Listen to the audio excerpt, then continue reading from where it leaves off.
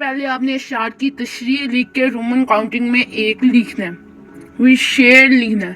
اور جو شعر دیا ہوگا اس کا پہلا ورڈ لکھ کر آگے ڈیش ڈیش لگا دینی ہے، اور پھر تشریح اور اس کے نیچے انڈر لائن۔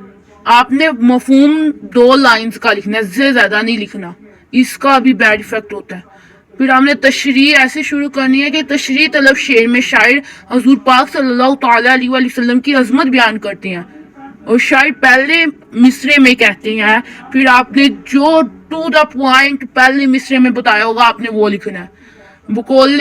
علامہ اقبال یا آپ نے شاعر کا نام نہیں لکھنا جب کوئی شعر ادر پوئٹری کا آپ لکھ رہے ہو، آپ نے شاعر کا نام نہیں لکھنا کیونکہ ہو سکتا ہے کہ آپ کو وہ شعر یاد ہو شاعر کا نام نہ، اس لیے آپ نے بقول شاعر لکھنا ہے۔ اور جیسے کہ میں نے لکھا ہوا ہے، حسن یوسف پہ کٹی مصر میں انگشت زنا، حسن یوسف پہ کٹی مصر میں انگشت زنا، سر کٹاتے ہیں تیرے نام پہ مردان عرب۔